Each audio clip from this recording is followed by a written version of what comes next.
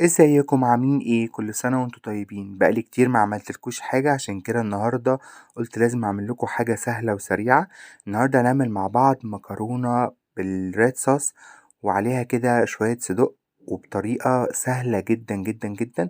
لو اول مرة تشوفوني انا اسمي سعيد، ما تنسوش تشتركوا في القناة وتفعلوا زر الجرس. يلا بينا نبتدي. اول حاجة هنقطع مع بعض فلفل كده بشكل دواير كده صغيرة،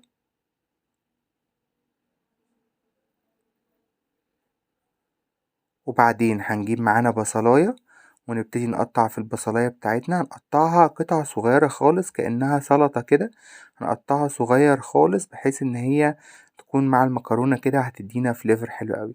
الميزة في وصفة النهاردة ان احنا هنعملها في طاسة واحدة بس او حلة واحدة. وهنا هنبتدي نقطع الصدق بقى قطع صغيرة كده زي ما انتوا شايفين معايا، بحيث ان هو يبقى سهل ويستوي ويبقى جميل. وانا الوجبة دي عملتها وفاطمة عجبتها جدا جدا جدا. كده معايا الصدق والبصل والفلفل خلاص جاهزين. هبتدي بقى اجيب الطاسة بتاعتي وعلى النار. تمام، هحط فيها مكرونة سباكيتي بالشكل اللي انتوا شايفينه ده كده في النص. المرة دي وصفة مختلفة خالص. وهجيب كده الفلفل واحطه على جنب، كل حاجة هحطها لوحدها. وهجيب بقى شوية بصل كده واحطهم هنا.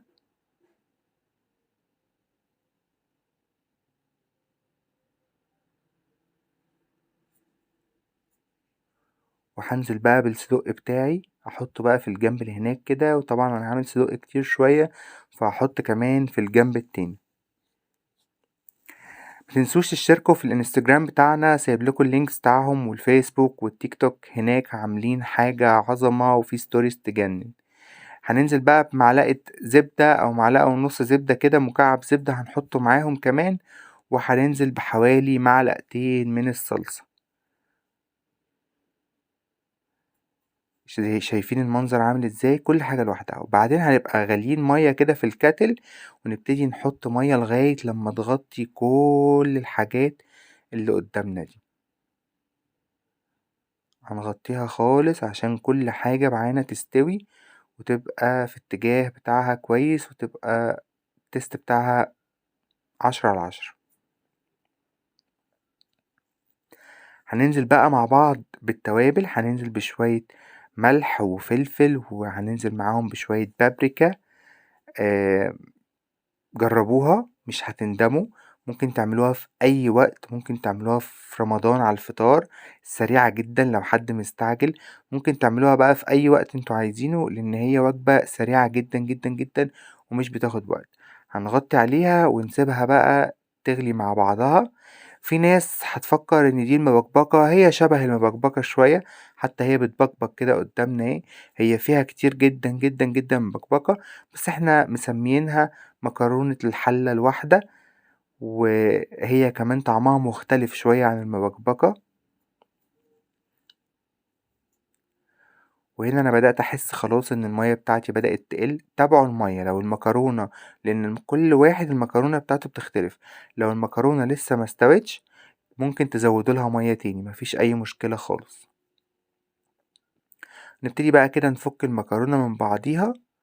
هتلاقيها كده بتتحرك معانا بكل سهولة، وبتمشي معايا كده في المية. وطبعا الصدوق أسرع حاجة بتستوي طبعا مع المية وإن احنا مغطين عليها عشان البخار يسوي بقى الصدوق والمكرونة.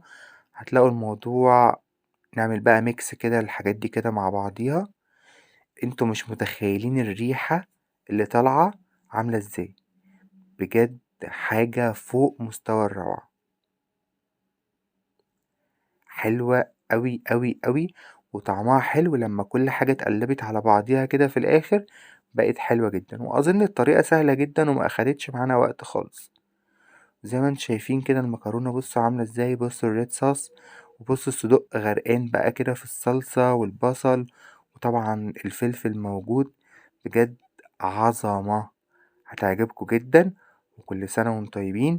متنسوش تشتركوا في القناة وتفعلوا زر الجرس عشان يوصلكوا كل جديد. وباي باي.